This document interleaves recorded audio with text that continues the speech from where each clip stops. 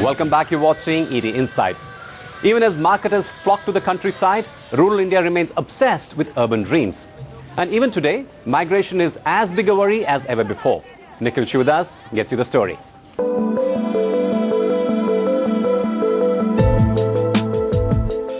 It's 4 years since 42-year-old Subaya left his rustic life in Siddipet village in Andhra Pradesh.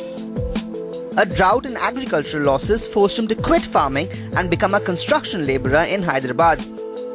And even though conditions back home have changed dramatically since he left, he remains sold on the urban legend.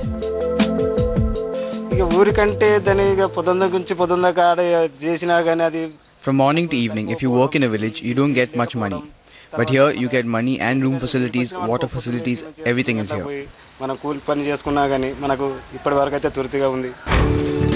The acute scarcity of water and poor prospects for agriculture made many small and marginal farmers quit their traditional occupation. A lack of opportunities made these people migrate to nearby cities and towns. According to the 2001 census, India has nearly 307 million migrants, that is 30% of its population. At that time, just 5.7 million people migrated from rural to urban areas. While the current census estimates are still awaited, there are telltale signs that the number has been increasing in the past few years. Because of the rising disparity in the rural-urban incomes, more people want to take to new opportunities in the urban areas, particularly because the rural non-farm sector has not grown as significantly as it should have grown because of lack of infrastructure and other facilities. According to a 2007-8 survey released by the NSSO last year, for every 1,000 people in urban India, 354 are migrants, and nearly 59% of urban migrants are from rural areas. The survey revealed that the migration rate in the bottom decile was the lowest, and the rate of migration was the highest in the top decile. The migration is happening because we are the rural economies is not really supporting the people who are living in villages.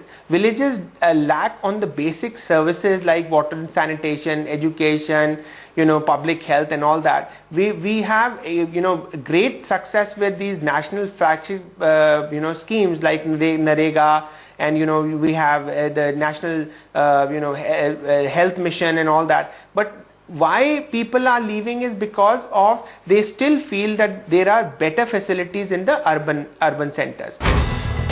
The biggest reason why migration remains an attractive option for rural India is because the number of jobs and income levels have not kept pace with growth. So while earlier people moved to urban centers in search of livelihood because agriculture was unviable, today they are migrating for a variety of reasons. What we are seeing increasingly is a different kind of migration.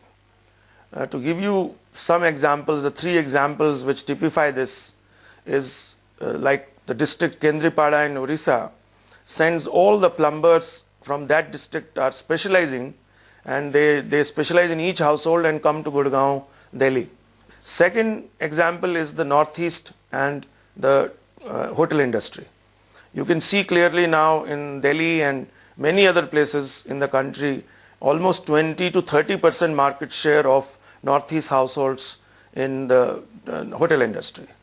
Third would be the case of Bihar, where with Inrega and a lot of other development opportunities increasing in Bihar, the Bihari laborer who used to go to earlier to Punjab for agriculture wages is now negotiating a different wage compact with the landowners in Punjab, which they are asking for doubling of salaries, some kinds of benefits and all.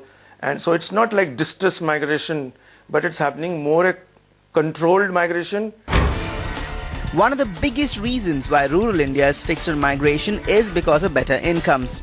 A planning commission survey on migrant tribal women in Chhattisgarh, Jharkhand, Madhya Pradesh and Orissa revealed that the income source due to migration work and consequent savings were about 25% higher, at about 7,500 to 8,200 rupees per annum. And the prospects for higher income is what induces tribal families to migrate to the nearby towns and cities. We calculated the income differential between what they were making in the rural area and what they were making in the urban area, and it turned out that the case of the skilled migrants, that they were making only about 2,000 rupees in the rural areas, okay? And in the case of the unskilled migrant, it turned out that they were making actually only about, I think, 1,000 rupees a month.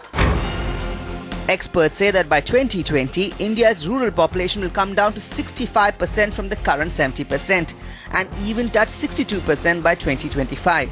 And migration will continue to be a complex issue because reverse migration has also started.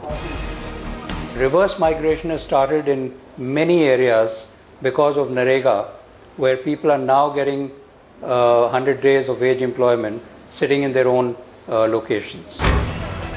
But a fall in urbanization is a distant dream as of now.